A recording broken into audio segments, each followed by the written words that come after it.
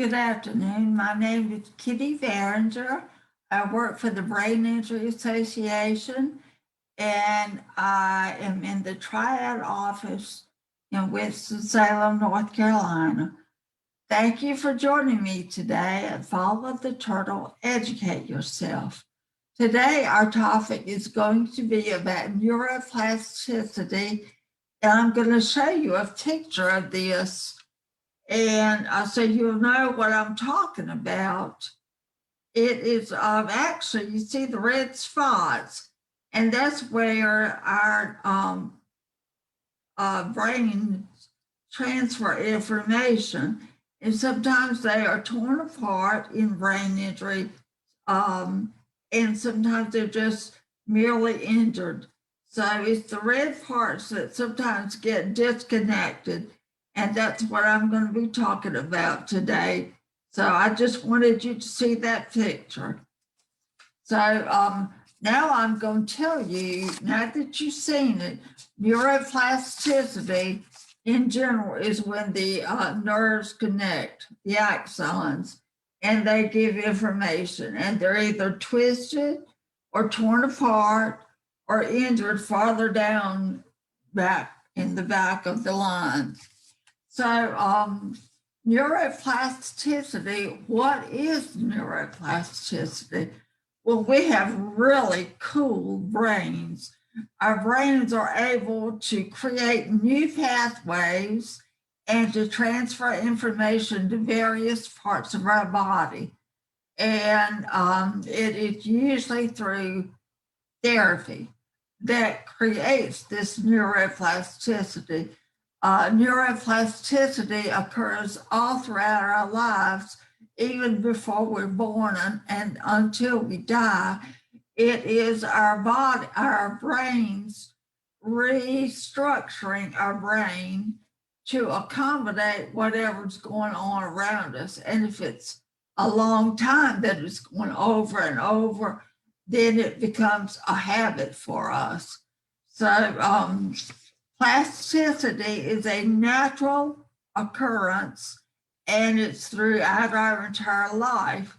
Changes do not occur unless we have something that stimulates our brain and prompts our brains to change to accommodate whatever it is.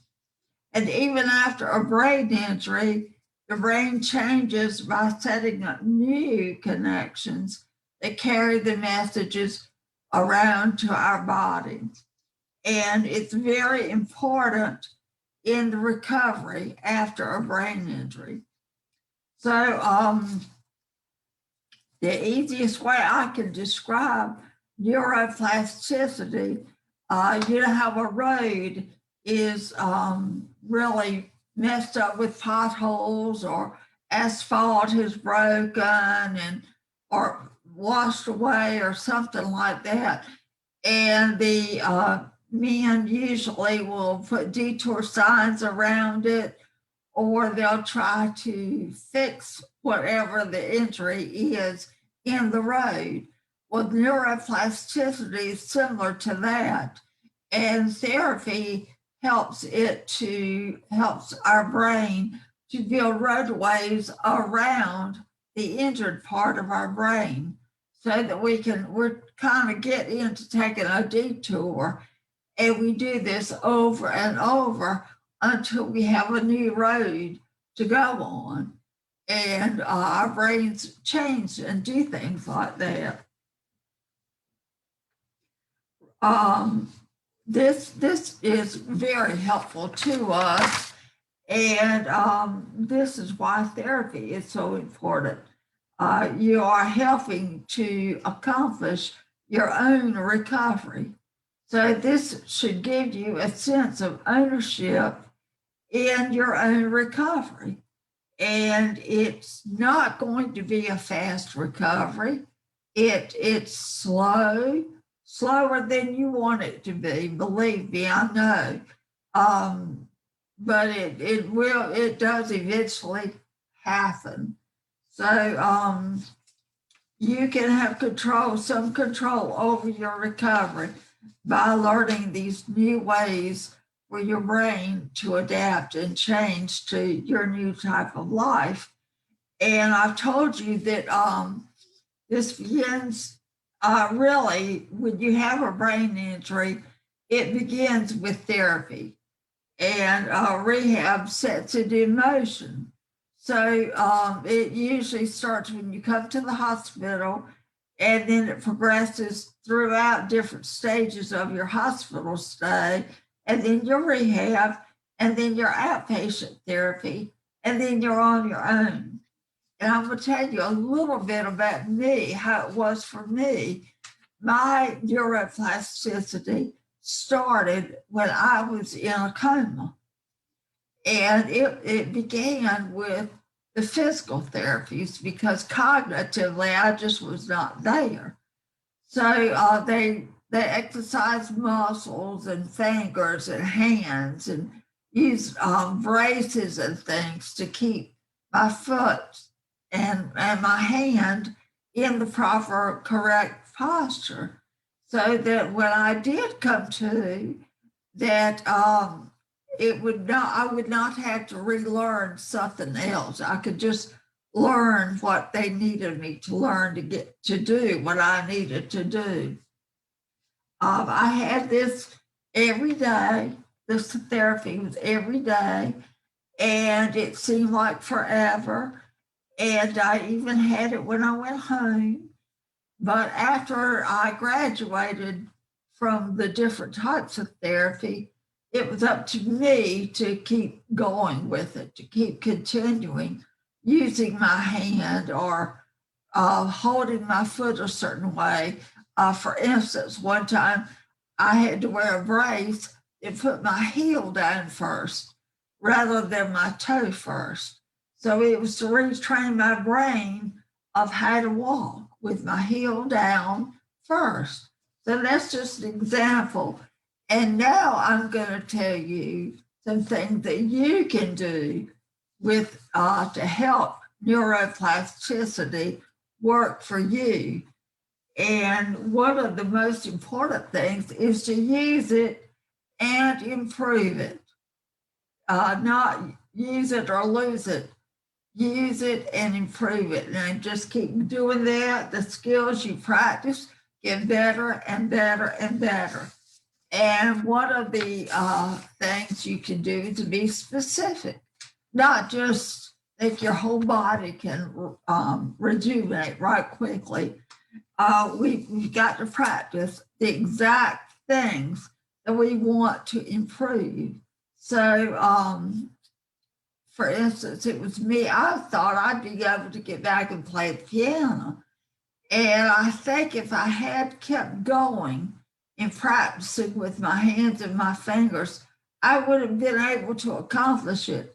I did accomplish it some, but then I was so discouraged about it that I gave up. And so now I don't know if I could do it or not, which would be an example of learning a bad way and then having to undo the bad way that you learned. Repetition matters. The more you do it over and over and over, the better your ability is going to become. The intensity matters.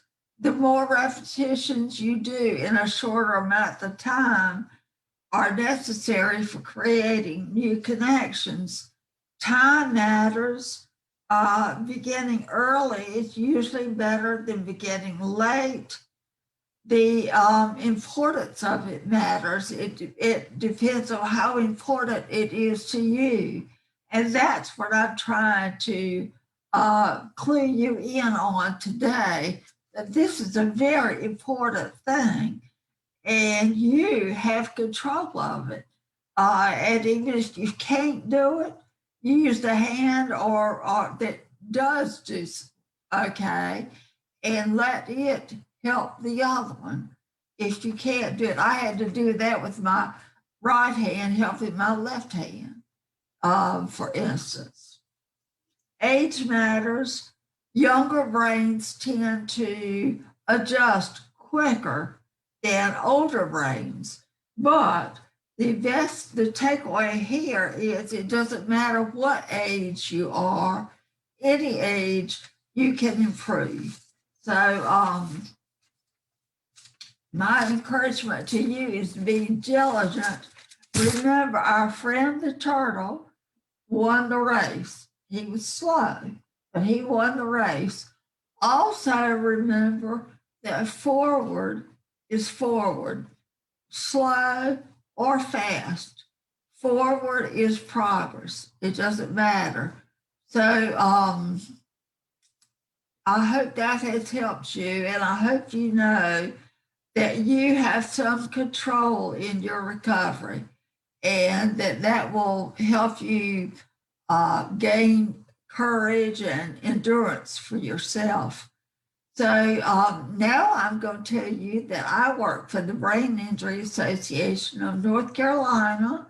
I work in the Triad office, which is around Greensboro, Winston, Reedsville, High Point, those areas. And we have our headquarter offices in Raleigh. We have 5 offices, and we have one telephone number, which is 1-919-833-9634. That number reaches all our offices, and there you can connect with us. And if you can't get us, please leave us your name and number, and we'll be glad to get back to you. You can also reach us at www.vianc.net, and there you can find a section called resources, and there you will find resources that are statewide for you to see if you can use any of them to help you. You can also find support groups that are statewide that can help you. And support groups are a great way to polish social skills and just be around others if you can. But right now we're meeting virtually, so you probably would just only be going to a virtual meeting. And at first I thought that might not work, but I have really grown to enjoy getting together with about 10 people each week. It's been a good experience for me, and we can connect you with those also. Our website also tells you about news and events that are going on throughout the year. In March, we have Brain Injury Awareness Month, and I hope to be able to tell you in the coming days more about things that might be going on that you could look into. So I'm going to soon cut off for now, and I look forward to seeing you again February 16th. So I hope you have a good day, and I thank you for joining me. Bye for now.